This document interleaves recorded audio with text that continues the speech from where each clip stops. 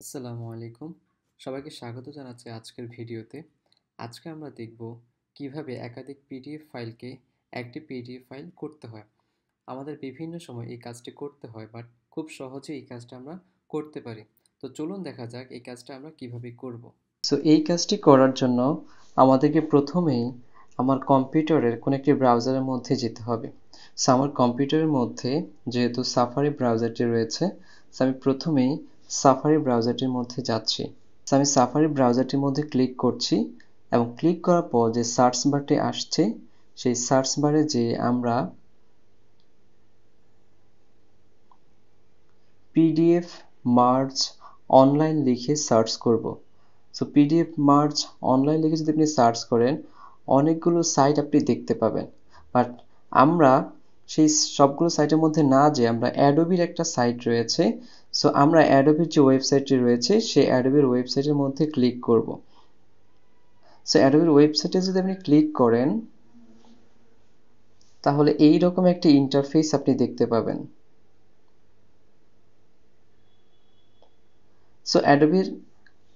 অ্যাডোবির ওয়েবসাইটটি আসছে।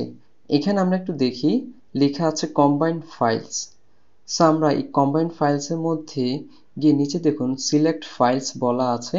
সিলেক্ট ফাইলসের মধ্যে ক্লিক করব এবং ক্লিক করার পর আমি যেই ডকুমেন্টসগুলোকে, অর্থাৎ যে পিডিএফগুলোকে আমি একসাথে করতে চাই, সেই পিডিএফগুলোকে আমরা সিলেক্ট করব।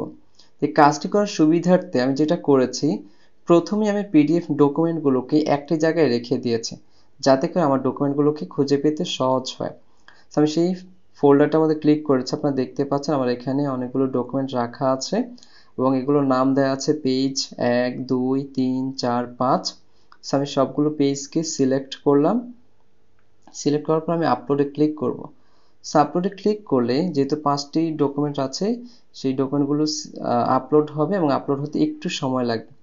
এখানে একটা বিষয় একটু খুব ভালো করে খেয়াল করুন।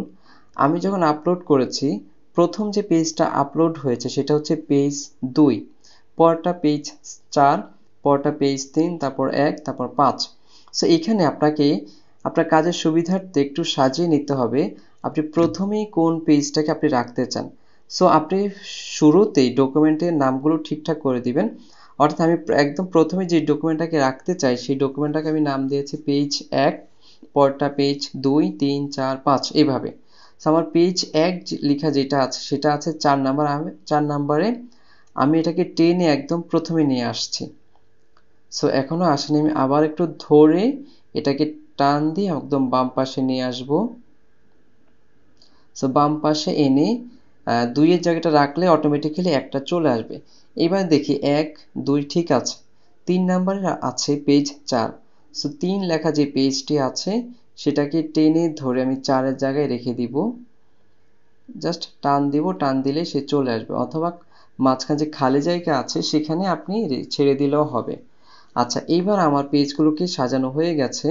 এবার ডান দিকে উপরের দিকে আমরা দেখি কম্বাইন্ড লেখা আছে, কম্বাইন্ডে ক্লিক করব। আমি কম্বাইন্ডে ক্লিক করছি। কম্বাইন্ডে ক্লিক করলে একটু সময় লাগবে সবগুলো ডকুমেন্ট মিলে একটা ডকুমেন্ট হতে। খুব অল্প সময়ের মধ্যে সবগুলো ডকুমেন্ট মিলে একটা হয়ে যাবে। এখানে একটা মেসেজ দেখতে পাচ্ছেন, your combined PDF is ready. তার মানে আমার ডকুমেন্টের কাজটা শেষ হয়ে গেছে। এখন আপনি দেখুন পেজ 1, তারপর পেজ 2, পেজ 3, 4 এবং সর্বশেষ পেজ 5। অর্থাৎ আমি যেভাবে পেজগুলোকে সাজাতে চেয়েছি সবগুলো পেজ ওভাবে চলে আসছে। এইভাবে খুব সহজেই আপনি একাধিক পেজকে খুব সুন্দরভাবে আপনি সাজাতে পারবেন। ভিডিওটি যদি ভালো লাগে আমাদের চ্যানেলটি সাবস্ক্রাইব করার অনুরোধ রইল। ধন্যবাদ সবাইকে।